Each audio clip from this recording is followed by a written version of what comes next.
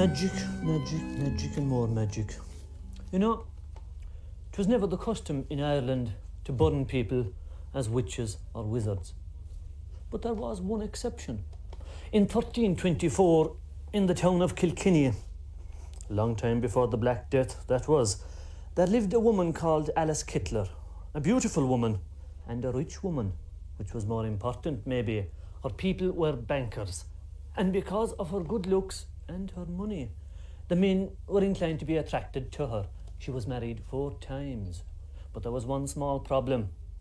The husbands weren't inclined to live.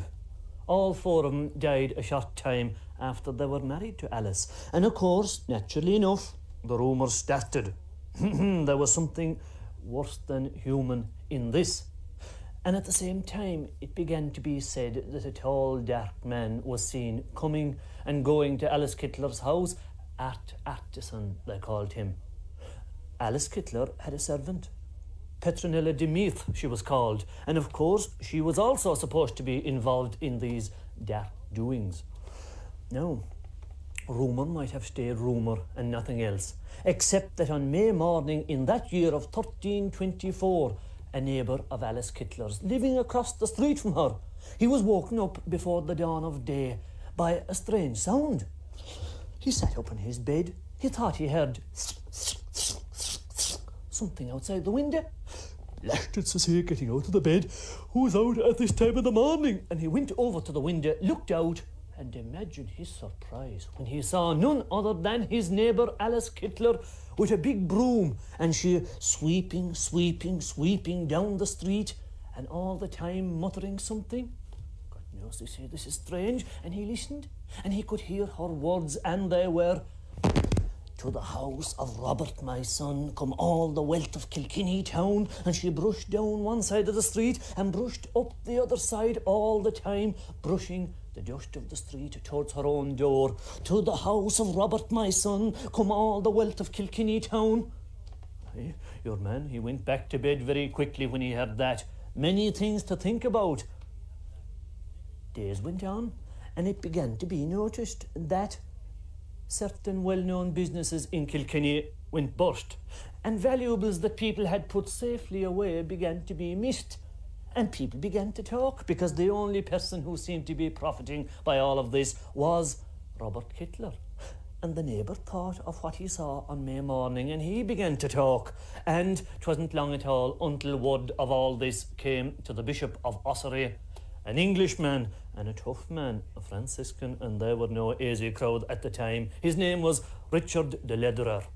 Now, of course, his first reaction was, "There'll be no witchcraft in my diocese," and he sat himself down and he wrote a letter to Dublin, to the Lord Chancellor's office. But sure, I suppose the civil service being then what the civil service is now, the boys in Dublin were asleep, and he got no reply to his letter. But someone knew he had it written, because a short time after that, Richard de Lederer was visiting the Abbey of Kells, some business with the abbot, and when he was leaving on his way home, he was surrounded on the road by a crowd of evil-looking men, and they said to him, "So, you'd have our mistress put in jail, would you? You'd have her condemned as a witch? Well, we'll see how you like it yourself." And they carried him off to the forest of Meath and put him into a house there in the forest under lock and key, and kept him there severely for 2 weeks.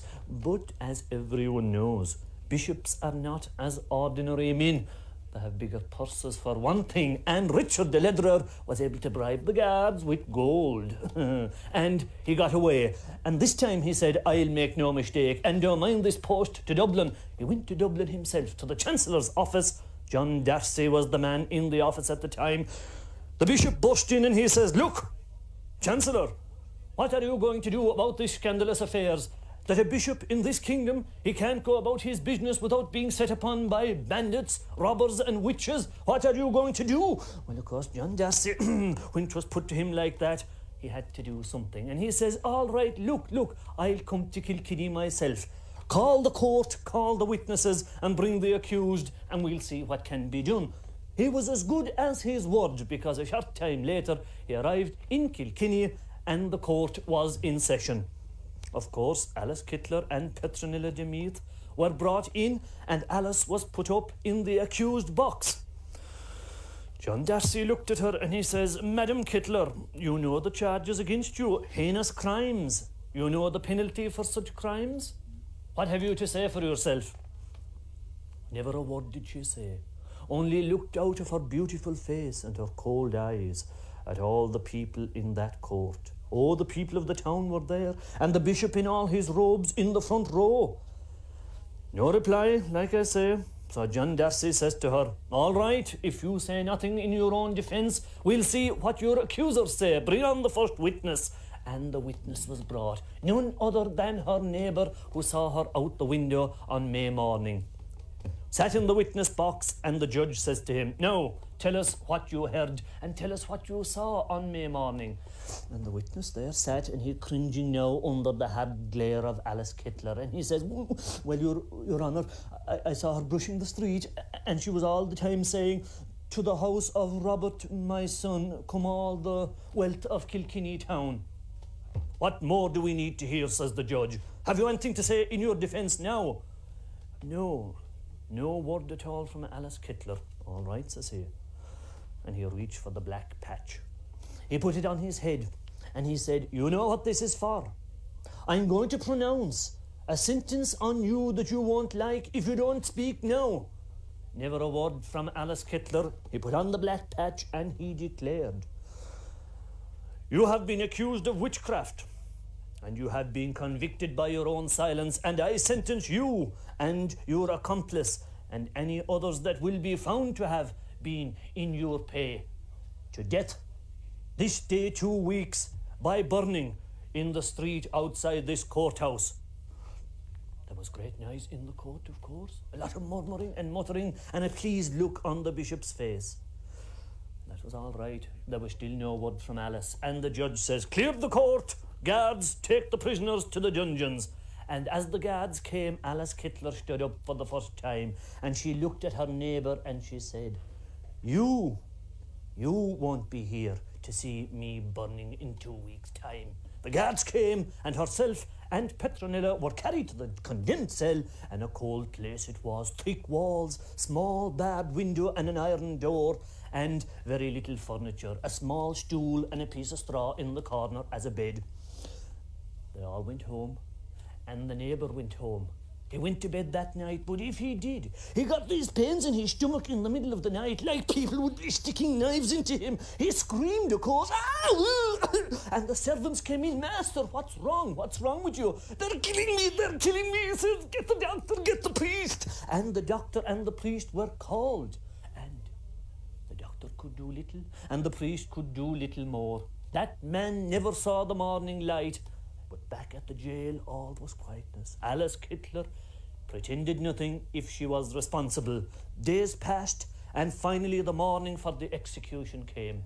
The mayor of the town gathered all the people that dared to come out, and he arrived in his robes with his scroll in his hand, and to the crowd that were there, he announced, be it known to all that I, by the grace of God, mayor of this town of Kilkenny, do hereby order in the name of the powers spiritual and temporal of this kingdom that the said Alice Kyteler and Petronilla of Meath be brought forth to this place, that the sentence of the court be carried out.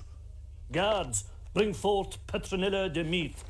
And the guards clanked into the jail and brought Petronilla de Meath out as white as her shirt, tied her to the stake, lit the blaze, and she made but a poor battle indeed. And when that business was done, the mayor said, guards, bring forth Alice Kyteler. And they walked in again to the jail, to the condemned cell. But as they went along the corridor, they felt the heat rising, and they felt, especially inside in their armour, they said, there's something wrong here. And there was something wrong, because when they came to the door, and the captain put his hand on the handle of the door to open it, he pulled it back with pain. It nearly burned the hand off of him. Hush, says he, there's a fire. Call the fire brigade. And they started passing in buckets of water from man to man, in and along the corridor, and threw them on the door, and the clouds of steam went up. And when the door was cooled down, the captain tried it again. He didn't want to get burned. And when it was cool, he says, give me the key. They gave him the key. He turned it, but it wouldn't turn. The lock was melted. Oh, says he, call a smith, quick. The blacksmith came in with his sledgehammer, and bang, bang, bang. You could hear the blows of iron echoing on steel out the corridor, and the people would say, "What's going on in there?" When the door finally collapsed in, they looked, crowded around. No sign of Alice Kyteler. The window was still in place, and only the marks of the fire up along the wall, and a smell of smoke. "Get the bishop," they said. "Get the bishop quick, he'll know what to do."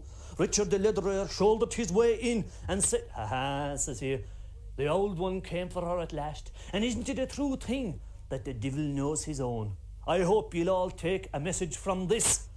All I can say to you is that there are people in Kilkenny to this very day that believe that the old one did come for Alice Kyteler. Whatever it was, she was never seen from that day out."